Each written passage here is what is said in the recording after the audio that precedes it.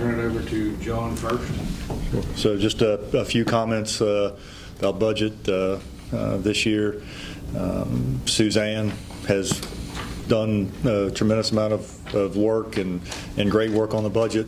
I assume most of you, when we were prior to the meeting, had an opportunity, but joining us this evening, if you haven't had a chance to meet him, Ricky Bourne, Public Works Director, joined right as everything hit the fan last year, and has done a fabulous job with us, but because of the limitations, because of things and the lack of items on the necessary for your action, he hasn't actually made it to a formal meeting, but he's joining us tonight for budget presentation, and so certainly has been a great addition to the staff here at the county, and we're very tickled to have him doing fabulous work in the Public Works Department. And he and Suzanne worked very closely with his budget, which is a large portion of what we have control over in the general fund and in water and sewer, to bring to you tonight a proposed budget for fiscal 22.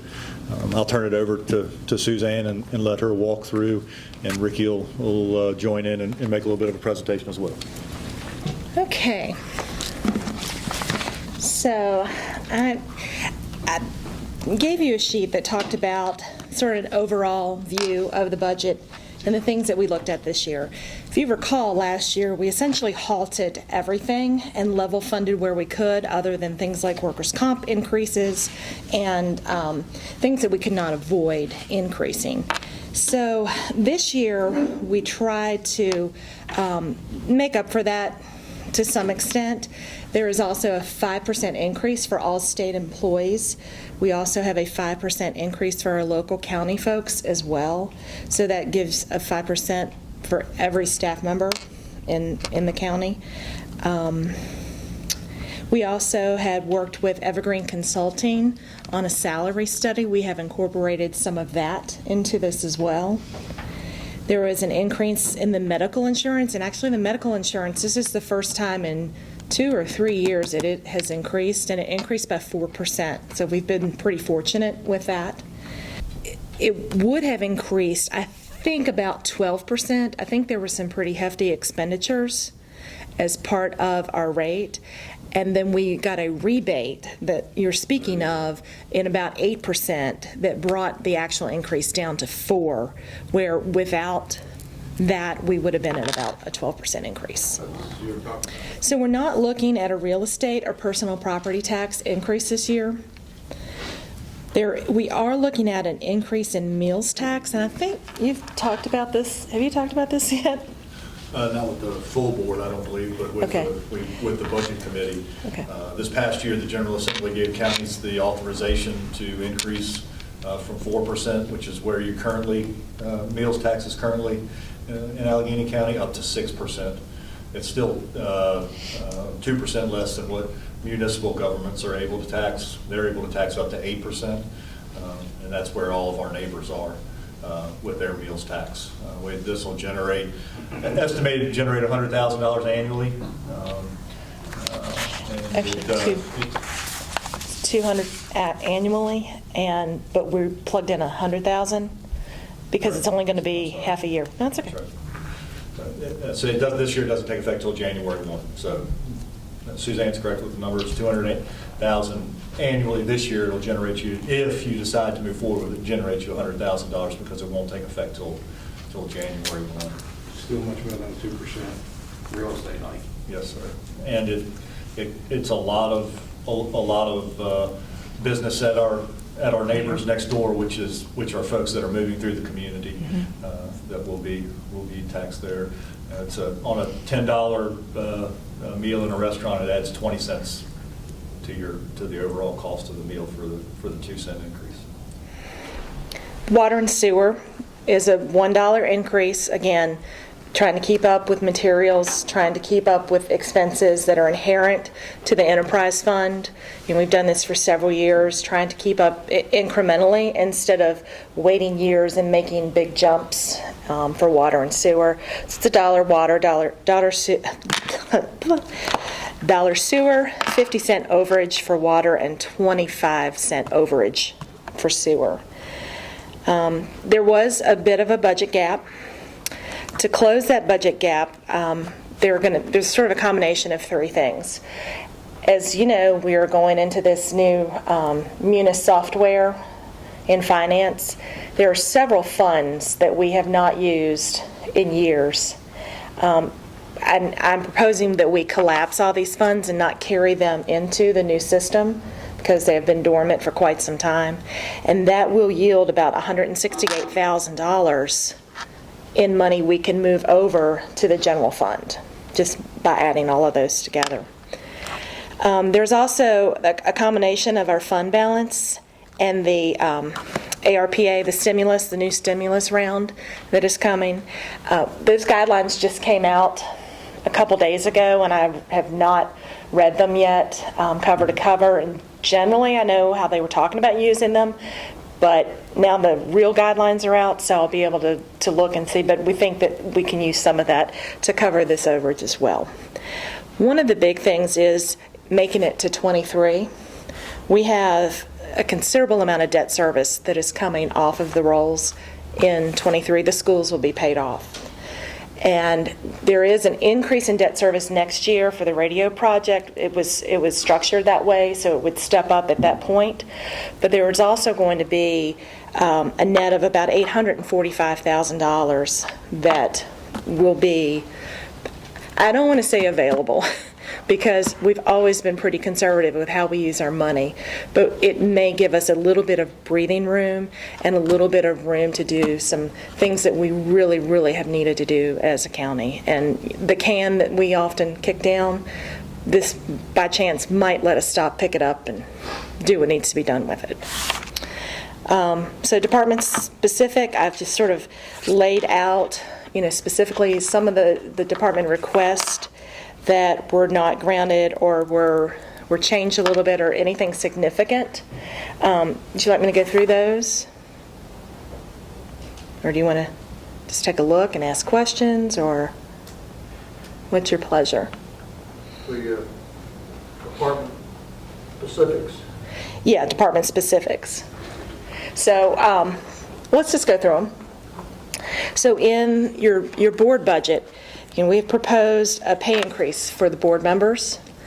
John, what was the last year? Did it change? 1998. So we... Long overdue and much needed, and still probably will cost anyone who runs for the Board of Supervisors money out of their pocket to do it. It's not substantial, but it is a much needed increase for compensation for board members. If you do the job and you do it right, it's more than a full-time job. So you can see the proposals of, and again, this is just an outline, and you're welcome to discuss it and direct it anyway. The registrar had requested a full-time assistant, which was not in the budget, but they have to acquire new poll books this year. It's about $41,000, but that is in their request. There's no recycling allocation this year. CSA, we reduced their request somewhat for the private day placement.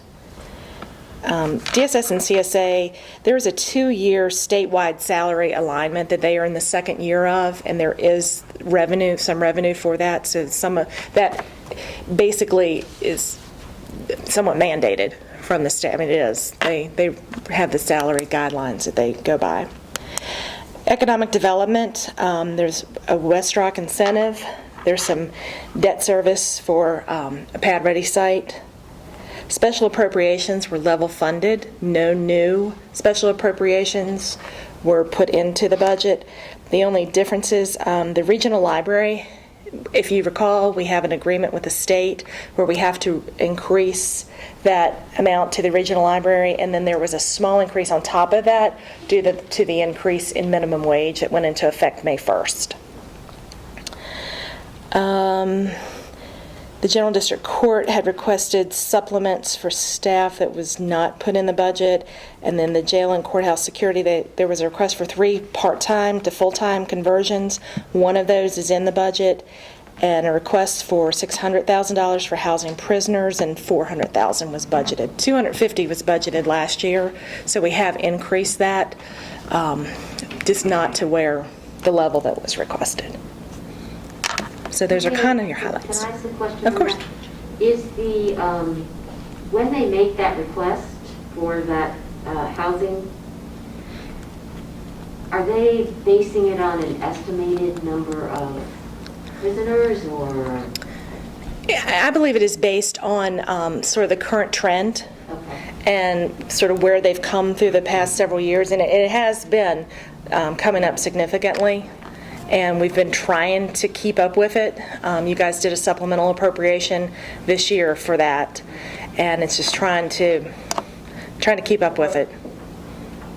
How does the 600,000 compare to what we gave them last year? Do you remember? We originally appropriated $250,000, and then we went back, and I can't think off the top of my head, we appropriated $250,000 or $300,000. In the budget? The original budget for '21 had $250,000, and then we did a supplemental a couple months ago for an additional $250-ish. I'm thinking, that's just off the top of my head, so it's ballpark. Fine. Appreciate it. I have a question. Of course. What we're talking about is the county share of this, the city, how do they play into this? Well, so this is the total amount, because the county writes the checks essentially for all the expenses.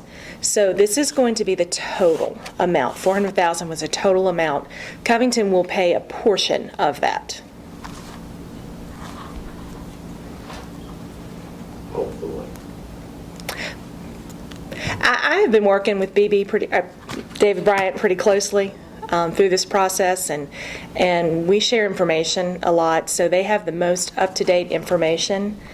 We've had good discussions, and I don't know if you... If Covington adopts a budget less than their portion of the 400, Right.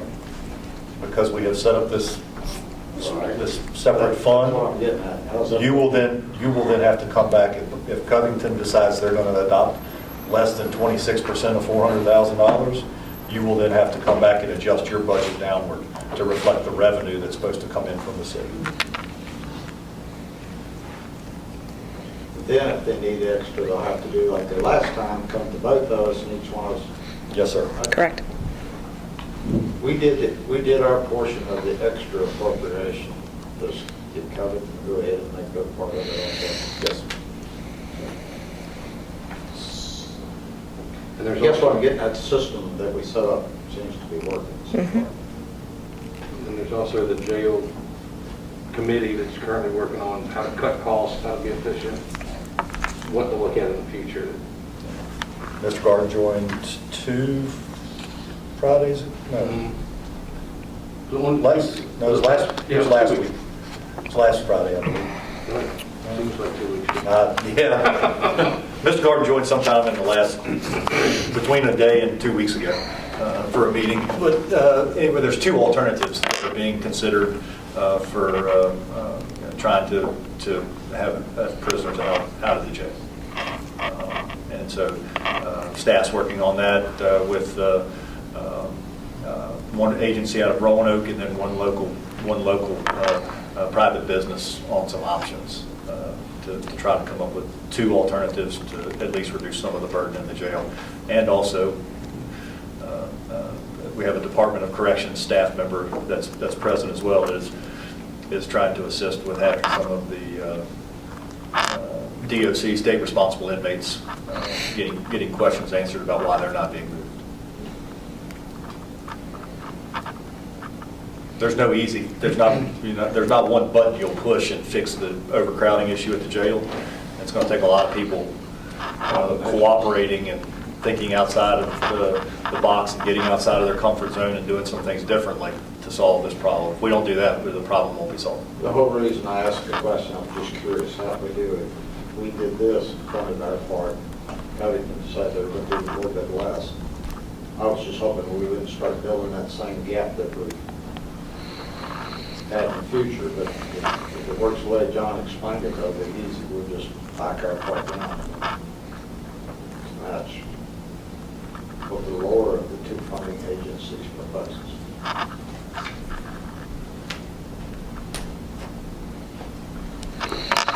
Okay, so I did bring a copy of our debt service if anybody is interested in looking at that. I have a spreadsheet. It's, Okay. I'm not playing tricks on me tonight, Griff and Matt. How does that, what formula do you use for the funding of the schools? Is it something similar to this that she just explained to Joe? In terms of funding the schools? Yes. Per student. We're domicile per student. Correct. But what if the school system said they needed a 5% increase next year? We say no, Covington says yes, or vice versa. How do you work that out? Right now, the finance subcommittees. We are crossing that bridge right now. It's in conference.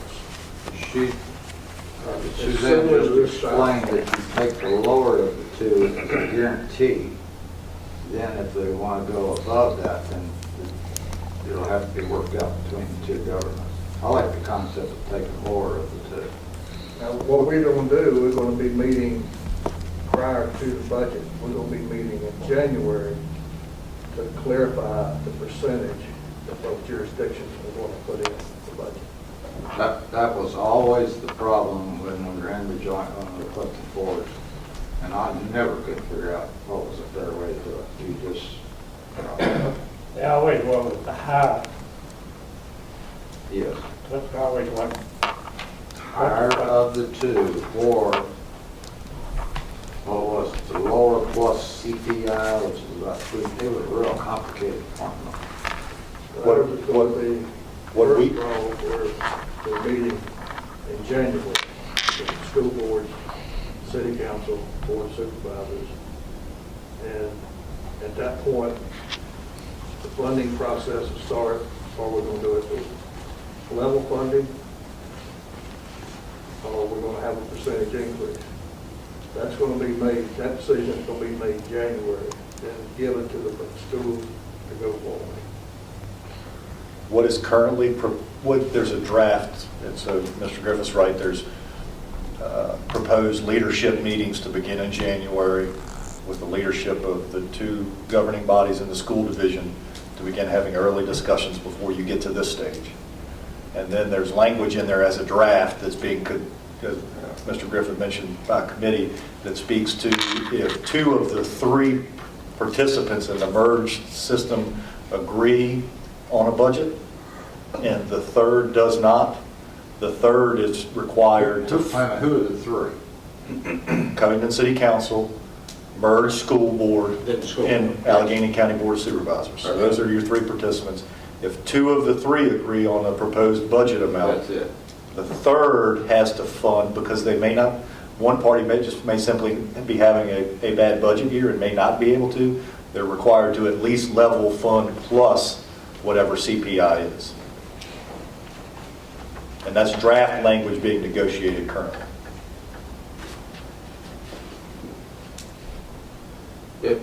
It was the only problem we had that we never did find a good solution to. I hope y'all can come up with that. That had more, that drove a bigger wedge between the two governments than any single thing we did. And I hope y'all can come up with a better formula than what we used last time.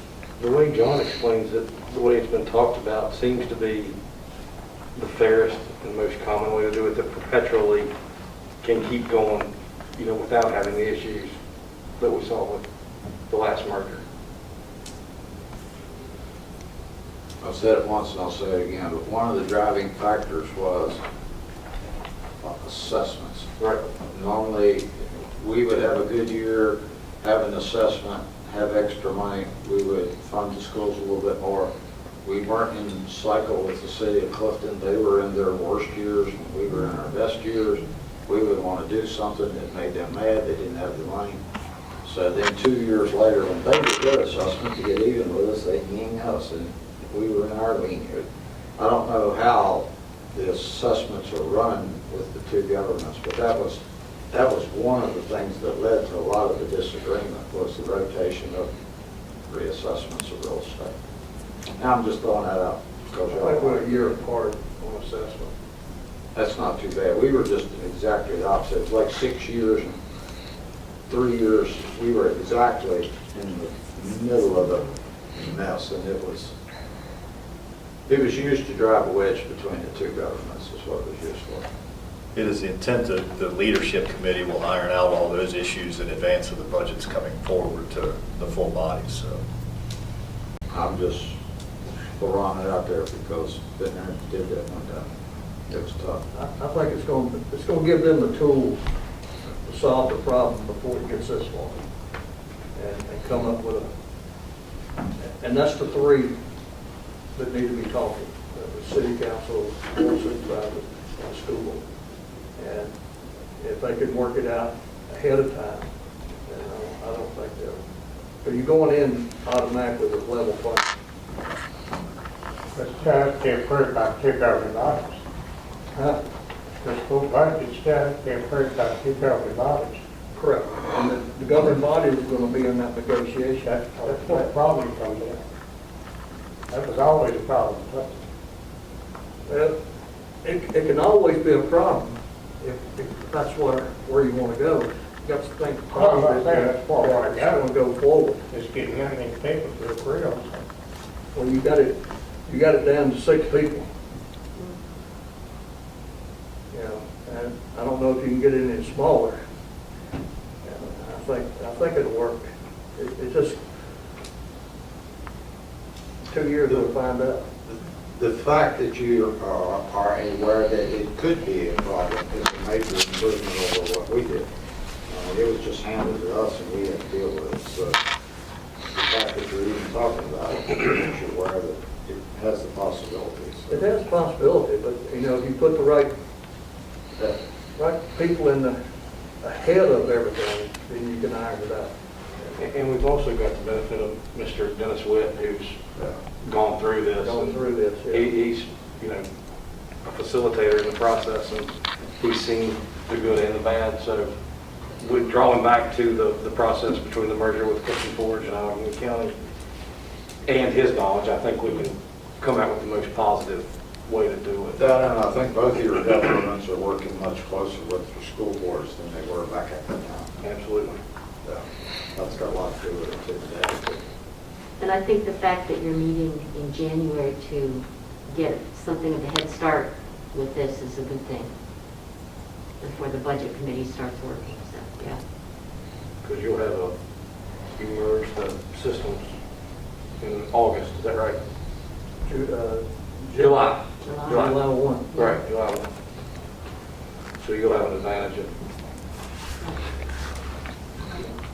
So you'll have a dry run, basically, for the schools are designed. It's going to work. Okay, two more quick notes about the budget. Currently, the new CARES dollars, that's approximately $1.44 million, are in this budget. The timing is I'm really not sure we've submitted everything to receive those funds. If they come in before the 30th of June, they will hit 21 budget year. And I will come to you and ask for an appropriation of that, and we will just carry it forward in October. If it looks like it's going to hit after July, I'm going to leave it in the budget. So just be aware that and if I will keep you posted before we make the final vote on what that's going to look like. It's just all in the timing. We're supposed to receive it sometime this month, but I'm prepared to do either. The other thing, today I just received, we received an email from the Department of Elections where they have increased the minimum, the salary for our registrar, and they are also increasing some revenue for that, and also the electoral board. None of that is in your budget. Again, I got it this afternoon about 3 o'clock. So that will also be a part of your final budget. That's not going to be a major impact because they are putting some revenue with that.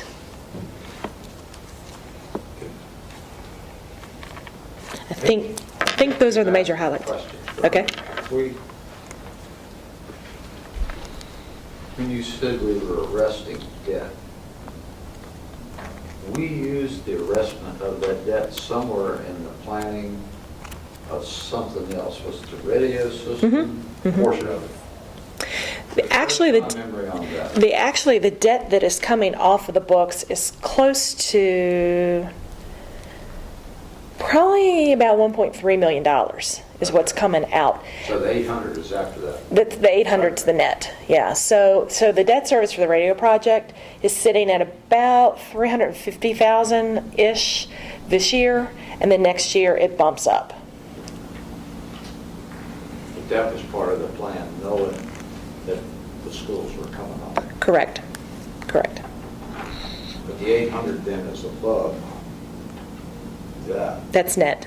Which tells me the lean year will be next year because of the raises, that type. You put some extra expense into the operational side that's going to have to be there again next year, but then the year after that, you may have the 800,000 to help. Well, in 22, it's sort of a stopgap with the funds, and when we hit 23 is when that net debt service will come into effect. Fiscal year. Yes. You're getting ready to start 22 now. This is 22 you're considering. So it's just this next year. It's just this. 23 will be your next budget, and that's the year that's. So there's not a lean year in this. This is your lean year. 22, this budget you're looking at is the lean year. But it's been offset by Gary dollars and other things this year, or in this budget. And there's a lot going on in this budget. Yeah. How are reserves affected by this budget? Slightly. Again, there's $228,725 that between the two sources, the CARES money and the fund balance. And your fund balance is sitting, oh my gosh, somewhere around 10 million right now. Is that right? About 10 million? I think that's what they presented from the auditors. I should have looked that up. You added $2 million to the fund balance last year. 20. That is very good, given everything that's going on. That's because we were extremely conservative, and I was terrified all the revenues were going to dry up. I still say for the first time in our life, I'm glad that a lot of our money came from one big industrial. That's guy. correct. That is correct. We've been told recreation, tourism, and we should. That's where the whole world's going, folks. You gotta get in it, you gotta get in it. You poor guys up there, you count too much on that one big guy. And for the first time in 25 years, I'm glad that big guy was here because But I will say that the three revenue sources that I watched closely thinking they would have a really negative impact, the B-Poll tax, your business license tax, sales and use, actually there were four, meals and hotel and motel occupancy. Really the only one that took a hit was the hotel motel. The rest of them came through pretty well. Pretty well. And I was really conservative in 21 on budgeting those, and I think they're going to do pretty well. But that's still, I think, partly because of that big guy was classified as necessary day one. And that paper mill was going to run. A lot of it because of that generation. And to keep it running, people had to eat. I mean, we just kept going. Necessary from day one. Our next door neighbor was pretty helpful this year too, with Love's. Oh, absolutely. Absolutely. That was a big asset. That meals tax has really been an asset for our meals tax, I believe. And we actually sat here and questioned whether we should do that, put that Love's in. That's one I of the never thought it smartest was things that that's been done here in a long time. And I've tracked those revenues over time, and they have kept ticking up and kept ticking up. So I think a lot of that is attributable to Love's. I mean, if you look in the parking lot any given night, it's full of trucks, full. Well, we got enough truck drivers left in America to fill it up. Feel that We're one. 1.2 million short right now. Yeah. What the projections are, that's how many drivers we are short. But Thank at this goodness point, Dabney has a program. The budget is balanced. Yes, with those modifications as laid out, and aside from those couple little idiosyncrasies that I still have to work out with CARES and then the new registrar information. But the CARES will impact the bottom line of the budget, but it will be a net zero impact. The revenue and the expense will come off, so that won't change. Balanced with, as Suzanne mentioned, no tax increase on real estate personal property proposed, 2-cent increase in meals to take effect January 1, $1 water, $1 sewer, 50 overage, 25 overage increase. Increase in, 5% increase on employees. Staff, 5% pay raise, and then the additional compensation, which does require some discussion amongst board members for, potential salary increase for board members. It would set the maximum amount, and it would not take effect. If you choose to adopt it in July, that would not take effect till January 1. And a few fee increases. And some, yes, sir, some proposed fee increases that Ricky will discuss when Suzanne's finished. Those are not revenue generators, though. Those are to cover costs for example, for a rezoning. The county, so when someone comes in to have a property rezone, the county eats or covers a substantial portion of the cost for a rezone, and that should be paid for by the person requesting it, not somebody makes a rezoning request in the eastern part of the county. People all over this county are subsidizing that rezoning request. The business should cover the costs associated with the advertisements in the newspaper, the legal publications, the mailings by certified mail that are required to notify adjoining property owners. Those are where we're covering the costs. So the fees that Ricky will speak to here in just a few minutes they're not revenue generators. That's not their purpose. They are to cover costs associated with running the operation, so it's not subsidized by taxpayers. Share with the whole board that number you gave me. What was it? The advertising cost alone is? Well, just an example for zoning, and Ricky will get into this more, but just for a rezoning, it's almost $1,500 where fees currently set. The county, for each rezoning request, it's costing us $1,565 in addition to the fee. So if somebody pays $185 for a rezoning, it's costing us that plus $1,565 every time that comes in, and that money's being subsidized out of the general fund by taxpayer dollars. So we're suggesting that you make adjustments so that the taxpayers aren't subsidizing those costs countywide for anyone who comes in and makes a request. It should be per request based on user requesting. I think you told me, if I remember right, advertising alone is mandated advertising alone is $700 and some, and we only charge $150 for the whole permit. So. John, is this standard in surrounding counties that the requester, the zoning requester? Okay, so we're just lining up with the norm now. Ricky can speak to it a little bit more, but it's been I think Bill was it. Zoning fees haven't been increased since 2005. I think building permit fees hadn't been increased since about the same time you all received a pay in 1998, since building permit fees were increased. So that's pretty much the same across the department with the fees that you're going to be presented with tonight. So right now, we're the exception. We're not the norm. That's what I'm hearing, Yeah. yeah.